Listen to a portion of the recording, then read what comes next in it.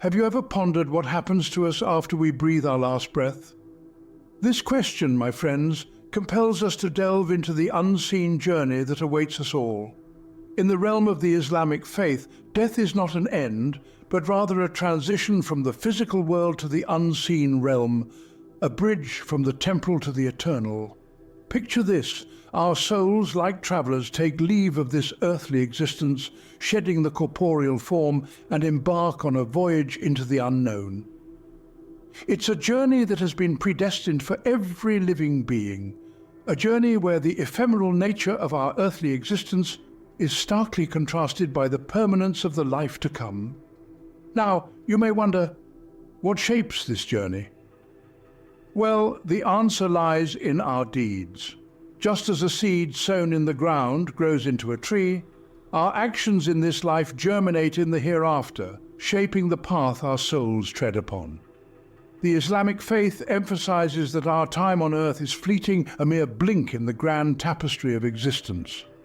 The soul's true journey, it teaches, begins after death. It is a journey that transcends the physical confines of our world, a journey that leads us to new horizons of existence. By this understanding, our lives here are but a prelude to the larger symphony of existence that awaits us beyond death. It encourages us to live with purpose, to act with righteousness, and to value every moment, knowing that each action, each decision, each kindness, and each transgression carries with it echoes that reverberate into eternity. To grasp this perspective is to gain a new understanding of life and death. It is to see death not as an end, but as a doorway into a realm unseen, a realm where the true essence of our being comes to light. As we bid farewell to this temporal world, a new chapter in our eternal existence unfolds. The journey continues, and with it our understanding deepens. So let's embark on this exploration together, as we unravel the mysteries of the unseen journey that awaits us all. In this unseen journey we are not alone. There are celestial beings appointed to accompany us. As we delve deeper into the journey of the soul after death, we encounter the pivotal role of angels. These beings of light, created by Allah, have a significant role in the afterlife. Angels are divine emissaries, each with specific tasks. They are the invisible companions of our souls, accompanying us on our post-mortem journey. In the realm of the afterlife, angels serve two primary roles, as guides and as executors of justice. For the righteous souls, angels are the bearers of good news. They appear with faces as bright as the sun, and carry with them the promise of Allah's mercy and joy. These angels guide the virtuous souls, whispering comforting words, "Fear not nor grieve, but receive good tidings of paradise which you were promised." This is the reward for those who lived a life of righteousness and piety, a journey accompanied by benevolent beings of light. However, for those souls that departed this life with their duties unfulfilled and sins unpardoned, the angels serve a different purpose. They are the administrators of divine justice, the embodiment of Allah's wrath. Their faces are dark, and their words harsh. The wicked souls are met with the terrifying reality of their deeds, a stark contrast to the comforting presence the righteous experience. This duality of the angel's role underscores the fundamental principle of divine justice in Islam. Every soul will receive what it deserves, whether it be mercy or punishment. The angels, in their dual roles, serve as the executors of this justice. The presence of angels in our unseen journey is a reminder of the consequences of our choices in this life. They serve as a symbol of hope for the righteous and a warning for the wicked. They are the constant companions of our souls, guiding us towards our final destination based on our deeds in the earthly life. The angels, beings of light, play a crucial role in our post-death experience, whether as guides or executors of divine justice. Upon our burial, our resting place becomes a window to the realm of Barzakh. This realm, often referred to as the intermediate state, is a unique concept in Islamic teachings.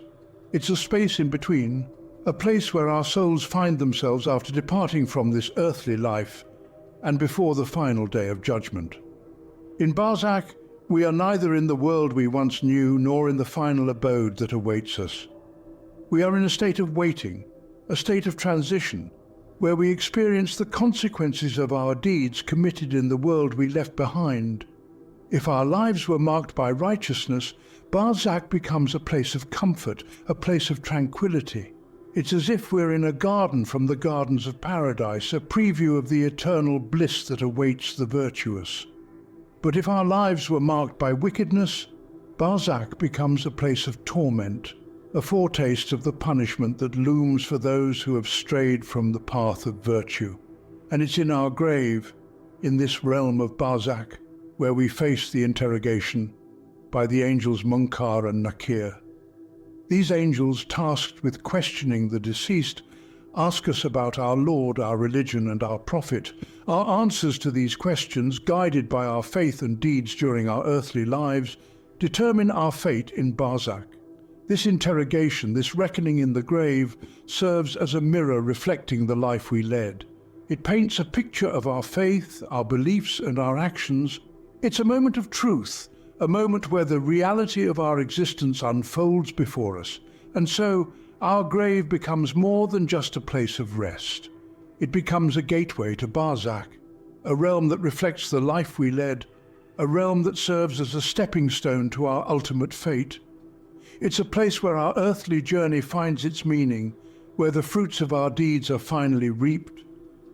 Our grave, a doorway to the unseen realm of Barzakh, becomes our dwelling until the final call. Imagine a day when every soul shall stand before the divine court, accountable for every deed. This is the day of judgment in Islam, a day of profound significance and sobering accountability. It's a day where the veil of earthly existence is lifted, revealing the true weight and impact of our actions. The Day of Judgment is not merely a concept or a metaphor, but an actual event in the Islamic belief system. It is a day when time, as we understand it, ceases to exist, and every soul, regardless of their earthly status, stands equal before the divine court. It's a day when the scales of justice are set, and every action, no matter how minute or monumental, is weighed with perfect precision. In the grand scheme of existence, this day serves as a profound reminder of our moral responsibility. It's a day when the deeds of a lifetime are assessed and the divine justice is dispensed with absolute fairness. It underscores the Islamic teaching that our actions in this life, both good and bad, have eternal consequences. The Day of Judgment is a reflection of the divine justice system, where mercy and punishment are meted out in perfect balance. It serves as a mirror, reflecting our deeds back to us, reminding us that we are the architects of our own destiny in the afterlife. This day is a stark reminder that we are not merely physical beings living a temporary existence, but spiritual beings on a journey through eternity. It brings into sharp focus the temporal nature of our earthly life and the permanence of the life to come. The Day of Judgment is also a day of hope. It's a day when divine mercy is at its zenith. It's a day when sins can be forgiven and souls can be redeemed. It's a day when the divine promise of eternal peace and bliss in paradise can be realized for those who lived righteous lives. The Day of Judgment, a day of reckoning, serves as a stark reminder of our actions' weight and their consequences. Beyond the scales of justice for the righteous awaits a promise of eternal bliss. In the teachings of Islam, paradise, or Jannah, as it is known, is painted in hues of unimaginable beauty and tranquility. It is the ultimate reward, a place where every wish is granted, where the air is always fresh and the fruits always ripe. It is a place of eternal happiness, where every tear is wiped away and every heartache is healed. The promise of paradise is a beacon of hope, a guiding light for believers navigating the trials and tribulations of earthly life. It inspires them to uphold values of kindness, honesty, and compassion, to strive for righteousness in every action, every word. For the promise of paradise is not just a promise of eternal happiness, but also a promise of divine recognition, a testament to each believer's unwavering faith and relentless pursuit of righteousness. In this heavenly abode, believers are promised reunion with their loved ones. Imagine a place where you can meet those who've departed from this world, your parents, your siblings, your friends, a place where time has no power, where the pain of separation is but a distant memory. The promise of reunion is a soothing balm for the wounds of loss, offering comfort and solace to those left behind. The promise of paradise is more than just a post-death experience. It is a motivating force, a roadmap for life. It encourages believers to live their lives with integrity, to treat others with respect and kindness, to seek knowledge and wisdom. It reminds them that every action, every decision has consequences, not just in this life, but in the life hereafter. The promise of paradise is a symbol of divine mercy and love, a testament to the infinite compassion of the Creator.